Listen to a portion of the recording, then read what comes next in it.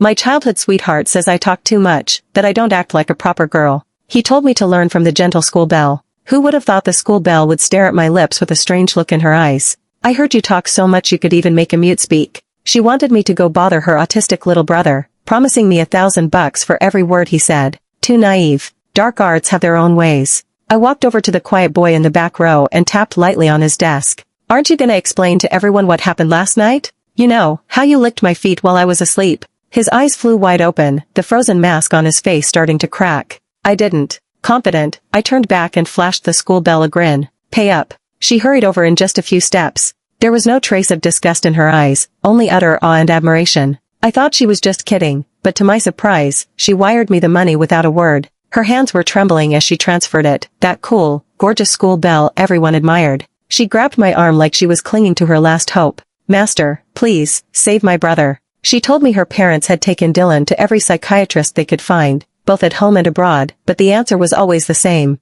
The best way is to let him connect with someone his own age, to show him what's beautiful about being young. But Dylan hated anyone outside of his family getting close to him. And at our age? Saving face is everything. Nobody wanted to deal with a guy with that kind of temper. It was just asking for trouble. You stick around him. Every extra word he says, I'll pay you another 1,000. The school belle held my hand like I was her savior. I held hers like I'd just found a living, breathing goddess of fortune. Harassing people? That, I'm good at. All my life, every teacher I've ever had swore I must have been a fly reincarnated, just couldn't stop buzzing. In elementary school, my homeroom teacher actually sat me next to a kid with a hearing disability just to shut me up. Didn't work. I learned sign language. Next thing you know, I'm chatting under the desk, fingers flying like I'm casting jutsu in Naruto. My deskmate would get so worked up, their fingers were practically cramping from keeping up with me. The teacher ended up pulling my mom aside, saying, your kid could probably hold a conversation with a stray dog. You should take her to see a doctor. Honestly,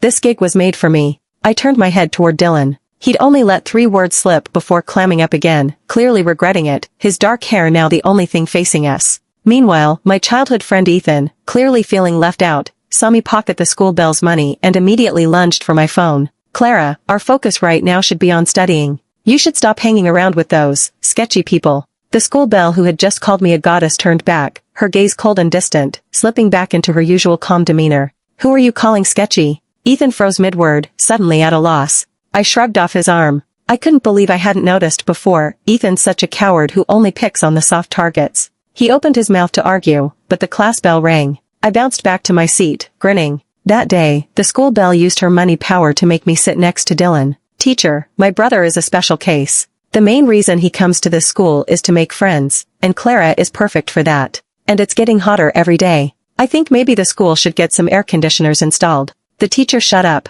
I slid into the seat next to Dylan. He was still lying face down, asleep. Ethan peeked at me from the side, his gaze so sharp it felt like it could burn a hole through me. I spent the whole class staring at Dylan's neck. He was clearly awake, but just refusing to lift his head to avoid sitting next to me. Honestly, I thought it was kind of hilarious. During second period, I leaned over and whispered into his ear. Dylan, do you know your neck is so pale? Like a duck neck. I kinda want to nibble it. Maybe I leaned too close, because Dylan jerked upright, eyes wide with panic. I quickly snapped a photo of his face with my phone and sent it to his sister. Seriously, where's the autistic kid vibe? This is actually kind of fun. His expressions were more lively than mine. But over the next few classes, I realized just how stubborn Dylan could be. No matter what I said, he stayed as rigid as a wooden statue. By the time the final bell rang, my mouth was dry, but I was still fascinated. No one had ever let me talk this much without calling me an idiot. Even if I didn't make a dime from it, I'd found someone who got me. I watched Dylan's pale, slender fingers slowly close his textbook and let out a soft snicker. Just now in English class, what were you doing? His fingers froze. He glanced at me sideways, then turned and started heading for the door. I grabbed my backpack and hurried after him. After class, his sister told me that their driver would take me home today. Someone yanked my backpack so hard my eyes practically rolled back. I turned, and there was Ethan, standing behind me with a dark scowl. Can't you tell he doesn't want to deal with you? Clara, can you at least act like a girl for once? Second time today. I'd already had enough of being humiliated twice in one day, even if it was by the guy I'd been crushing on for ages. I lifted my backpack and slammed it hard into his face. Ethan froze, staring at me in shock, while my chest heaved with adrenaline. What's wrong with you? If I bother you, you say I have no shame. If I bother someone else, you still say I have no shame. What did you say this morning? Something about how I, as a girl, always make dirty jokes and have no decency? I laughed through my anger. I hadn't even planned to bring this up. It was him who spent every day after school telling me dirty jokes, laughing his head off. I thought he liked that kind of stuff. I'd stayed up all night studying just so he'd talk to me more. And now? I'd become the school's top expert at flirty trash talk, a complete simp. This guy's impossible. Honestly, I might as well just give up on him. I shrugged off his arm and hurried after Dylan, who was already fading from view. Dylan, why didn't you wait for me? I tilted my head and asked him, but, of course, he didn't answer. I glanced toward the corner store nearby. Stay right there. Don't move. To my surprise, he actually stayed put. I stepped around him in a little circle on the pavement. Wait here. I'm gonna grab something, or else I'll tell your sister you tried to secretly kiss me. Dylan looked up at me. He wasn't as shocked as he had been that morning, but his dark eyes still flickered with some inexplicable fire. When I came out of the store with a popsicle, I spotted Dylan standing obediently by the trash can. Squinting at him, I realized something. I had always thought I liked the Ethan type, sunny, cheerful boys. But how could Dylan, the moody, obedient little pup, be this cute too? Licking my popsicle, I pondered for a moment. Finally, I came to a conclusion.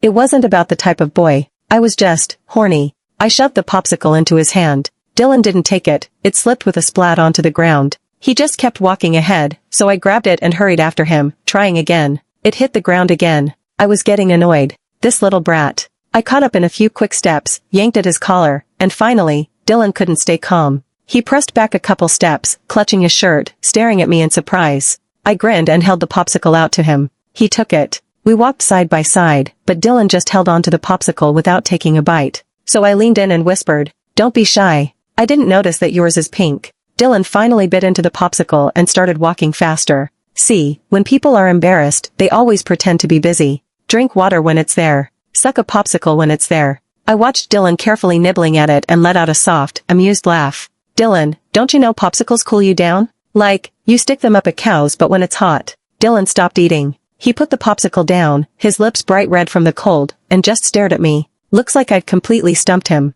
I felt a little awkward. Yeah, maybe that was a bit gross. Just as I was about to change the subject, Dylan spoke again, his second sentence of the day. Pig. I froze, then burst out thrilled. Oh, right. It's a pig's butt. I got it wrong. Dylan, we're literally on the same wavelength. You watch those low-fat little videos too? I thought Dylan, the autistic boy, didn't go online. Turns out he's a pro at surfing the web. I cheered quietly to myself. I'd finally found a kindred spirit. As I got out of the luxury car, I waved enthusiastically to the school bell. Then I turned, and nearly jumped out of my skin. Ethan was standing at the top of the stairs, eyes icy. Does your mom know you're getting this close to a sick boy? I handed him an extra piece of crushed ice. His expression softened a little, but he still didn't stop lecturing me. People like Dylan obviously have some mental issues. You think everyone's got my patience? I've been listening to you nonstop since forever and my brain. Ethan yelped and took 2 steps back. The motion sensor lights on the stairs flicked on. His face was dripping with sticky popsicle juice, eyes locked on me with pure intensity. Are you insane?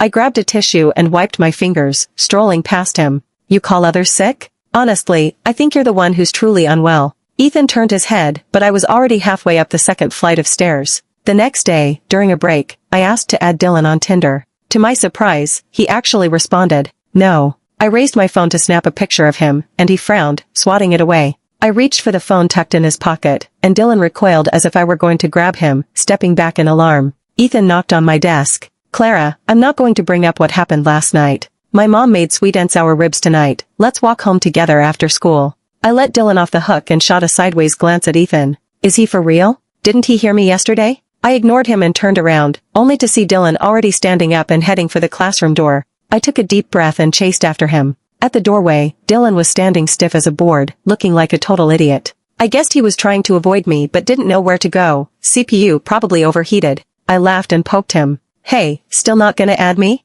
He didn't say a word, just stood there, frozen, until the next class bell rang. Hey, the teacher's here. I tugged on his sleeve. Dylan didn't move. What are you two doing just standing there? The music teacher frowned. I looked at stiff as a board Dylan, then back at the teacher.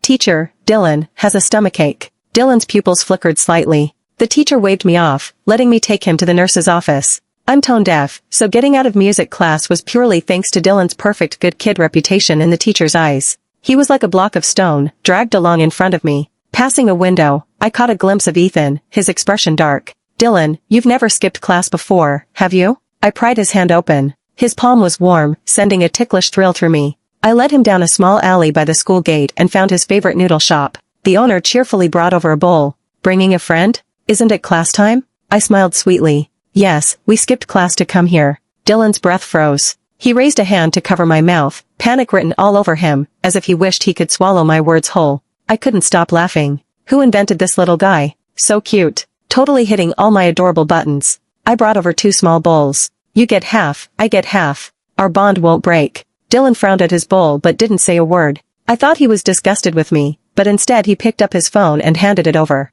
I got it. He was saying he had money, he could buy 2 bowls. Honestly, it was probably because I couldn't finish a whole bowl. I'd just eaten breakfast, there was no way I could handle a full one. I took the opportunity to grab his phone and added my own Tinder. Dylan froze for a second, but didn't stop me. He ate quietly. Even the plainest bowl of noodles somehow looked elegant in his hands. When we finished, I wiped my mouth, grabbed him, and bolted. Dylan was stunned, stumbling after me. I didn't look back until we were out of the alley. His eyes were blazing, like he'd never done anything so rebellious before. His heart was racing, and even facing me, I could hear it. He grabbed my hand, trying to turn back, eyes determined. I wrenched my hand free. We already ditched class, and now we're going back? How embarrassing. Dylan pressed his lips together, staring at me silently. He wasn't mad, just a helpless kind of indulgence in his eyes. I grinned at him. Okay, fine. But you have to tell the owner, sorry, we're here to pay, then we'll leave. Dylan stood at the alley entrance, hesitating for a full 5 minutes before finally giving in and taking my hand, heading back. The owner was wiping down tables. When he saw us frozen at the doorway like some statues, I nudged Dylan. Speak. Dylan's palm was slick with sweat. His hand clenched mine so hard it turned red, and the tips of his ears were bright pink. I thought he was about to give up. Then, in that unmistakably cold, hesitant voice of his, he stammered. Sorry, boss, we're here to pay. The owner froze. She picked up a rag, wiped her hands, and stared at me, completely bewildered. What? I couldn't hold it in anymore. I laughed so hard I could barely stand. I already had her on Tinder. Every time, I just transferred the money directly. I'd even gotten Dylan's teacher to approve his absence. But he was so gullible. Whatever I said, he believed. Dylan looked a little unhappy. His lips twitched, and without a word, he started walking back. I chased after him, jabbering nonstop. Hey, I'm sorry. I just wanted you to say a few more words. Dylan, your voice is really nice. Talk more, okay? Dylan, repeat after me. Clara is really pretty. I like Clara. The tips of his ears turned even redder. He suddenly froze. I accidentally bumped into his back. He turned his head, looked at me for a couple of seconds, then muttered faintly. You're shameless. I laughed out loud. Dylan, your voice is really nice. He was clearly aiming to be like Ethan and call me shameless. But even after saying that, I couldn't stop grinning. He probably had never met a girl with such thick skin. Dylan gave up on me and huffed forward, ignoring me. That night, the school bell transferred me 10,000 yuan. Dylan actually talked at home today. He asked me, why do Dad's shoes smell so bad? Master, you're like a lucky charm for our whole family. I collapsed onto my bed, laughing, imagining Dylan's furrowed brow. It was almost unbearably cute. I pulled out my phone to message Dylan. Then the phone rang, and of course, it was Ethan. I hung up impatiently. After I blocked his phone and Tinder, he started calling me from his mom's phone. Ethan and I lived across the street from each other. His mom liked me, she was close with my mom. No matter how rebellious I was, I couldn't bring myself to block an elder. I rubbed my temples in annoyance and tossed the phone aside. What was wrong with Ethan, anyway? All my life, I'd been chasing after him, and he'd never once called me first. It had always been me pestering him. I swiped through our chat history. It was almost entirely me talking. He'd scroll through hundreds of messages just to reply once or twice with humor. As I went back to the chat, I noticed a message from Dylan. I expected the usual coldness, like when we met in person, but ever since adding him on WeChat, he'd been replying to every single message I sent. Even if it was just a word or two, it felt like a whole new level of emotional payoff. Maybe Dylan, shy in real life, was surprisingly enthusiastic online. Good morning, Dylan. I smiled and greeted him cheerfully. The cool, quiet boy didn't answer, he just glanced up at me. I frowned a little. Was he unusually quiet today? The next second, I noticed breakfast on my desk. You brought this for me? I asked, surprised. Dylan nodded, then shook his head. My sister, he corrected. Still so few words, but I understood perfectly. Then tell your sister thanks for me. These soup dumplings are so hard to get. I dug in, mouth full, while Dylan handed me a napkin. Ethan walked up, scowling at me with obvious annoyance. How long are you going to keep this up? You ignore my calls, don't reply to messages. You live so close, yet you're like a rabbit. I can't even see you in person. I shut the dumplings aside. If you know I'm avoiding you, then just stay out of my way. Ethan's chest heaved in anger. You don't really think a rich kid like me could ever like someone like you, do you? I froze mid-chew, and Dylan paused mid-hand with the napkin. He glanced at Ethan calmly, almost dispassionately, and I slammed my hand on the desk, standing up. Ethan, we're still students, your thoughts are way too filthy. All you think about is love and romance. Is that what a student should be focused on? As classmates, you could at least help your peers, but instead, here you are, stirring up trouble. Ethan opened his mouth, but I cut him off immediately. Or is it because you're in a relationship that your mind is full of this nonsense? Ethan was visibly angered. Clara, I'm only saying this because I consider you a good friend. Someone like Dylan, with his family background, he can have any woman he wants. Before he could finish, the cold voice of the homeroom teacher rang out from behind. Ethan, come to the office. I almost died laughing. But when I turned my head, Dylan was staring at me, eyes dark and unreadable, like a depthless pool. Before I could even speak, he pressed his lips together and turned his head away. I rubbed my forehead. Great, the little princess was mad again. You definitely don't need help. I misspoke, it's me who needs your help. Can I copy your homework? Dylan ignored me, so I grabbed his sleeve and shook it. The abstract video you shared with me yesterday, I can't find it. Can you send it again? Still nothing. I sighed and flopped onto my desk, defeated. Not 2 minutes later, my phone buzzed. I fished it out of the desk slot. It was a transfer from Dylan. Keep helping me, I have money. Don't talk to him, I hate him. A blunt little guy like that, and he can even send money? Who wouldn't be tempted? I clutched my chest and immediately accepted the transfer. The school belle said she wanted to take me out to eat. She and her parents wanted to thank me in person. Lately, Dylan had been talking more at home. Even in short messages, it gave them hope.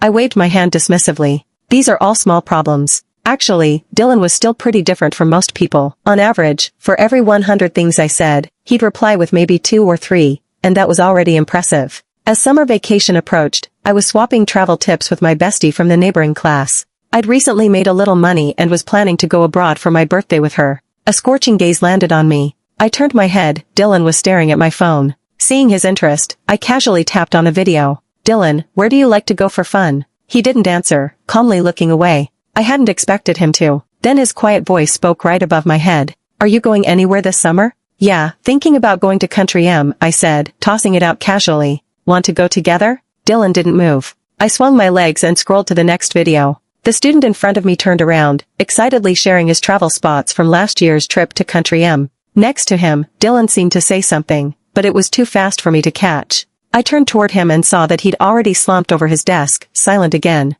Great, he was mad. Lately, Dylan got upset for the weirdest reasons. I poked him a couple times, got nothing, and decided to just mind my own business. Soon enough, it was time to leave school. After I packed my bag and looked up, Dylan was already at the classroom door, backpack ready. He stood there in the hallway, the sunset casting light across his profile. I knew he was waiting for me, so I hurried, planning to ask him why he was upset today while walking. But the next second, Ethan's face suddenly appeared in front of me, making me jump. What now? I frowned. He casually tossed me a set of keys. Your mom called and you didn't answer. She said you'll stay at my house this week. Your parents are busy. I took a deep breath. Can't I just order delivery and stay home by myself? When I looked up, Dylan was gone. I rubbed my head in frustration and ran outside, only to see he had already left. I more or less figured out why Dylan was mad. He seemed to have a special possessiveness over me. It didn't feel like love, more like someone guarding their favorite toy from anyone else. Talking to the kid in front of me made him mad. Talking to Ethan, he got even angrier.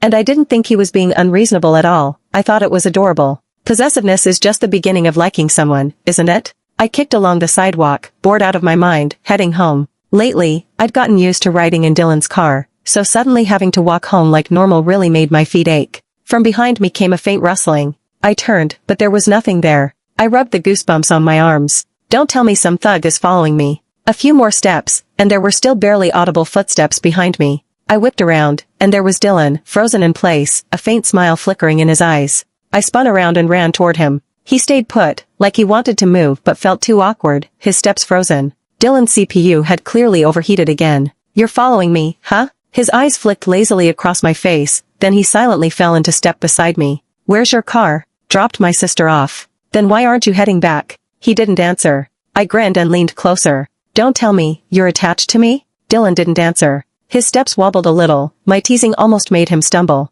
My place has plenty of rooms. I chirped all the way down to my building. Then, for the first time today, Dylan actually spoke. Stay at my place. I froze, staring at him blankly. What did you just say? His eyes shimmered like tiny stars, fixed on me, and he didn't repeat himself. It clicked. He'd overheard Ethan mentioning that my parents were out of town, and I'd be staying at his house for a few days. I laughed softly. I'm not going to stay at his place. Dylan's expression seemed to soften a little, and he just nodded. I kicked a pebble along the sidewalk. Dylan, do you like me? A flash of panic crossed his face, his messy hair hiding most of his expression. He lowered his head too quickly for me to see anything else. I just took it as teasing him, letting out a little laugh and waving at him. Alright, you should head back. Being escorted home by the rich kid himself, what an honor. Watching Dylan disappear from view, I turned to head home, only to be startled by my parents coming toward me. I thought you were out on a trip. My mom's expression was serious. Grandma's sick. I already told your teacher to excuse you,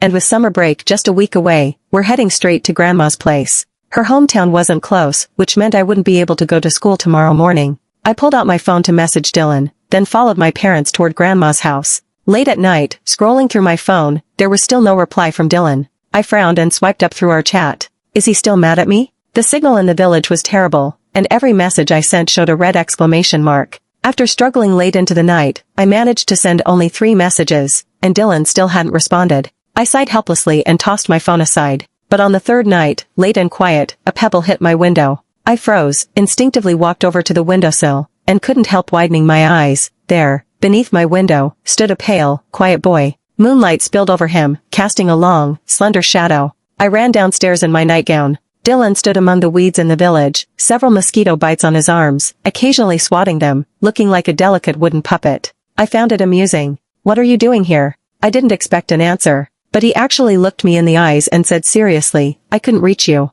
I blinked. But I sent you messages. My phone got stolen. He pressed his lips together, a trace of frustration flickering in his eyes. It got stolen while I was sending you back. I couldn't help but smile. That was probably the first time the rich kid had walked alone at night, and ran into a pickpocket. How did you find this place? I asked. I asked your friend. I found it curious, someone like Dylan actually asked around to find me? The thought made me laugh, little stars of amusement flickering at the corners of my eyes. Dylan looked a bit annoyed at my laughter. I thought you were mad, he said. I blinked. Mad? About Ethan? He didn't answer my question. It's rare to hear Dylan speak so much, so I decided to tease him like a little puppy. Dylan, now that you're talking, doesn't it feel weird? He turned his head away, not looking at me, like he was annoyed I interrupted him. You're asking me? If I can't let you go, you got mad because I ignored you. In the moonlight, his expression was especially serious. Yes, he added. I blinked, listening to him answer his own question. This kid might actually be crazy. He didn't seem satisfied with my reaction, his brows furrowed deeper and deeper.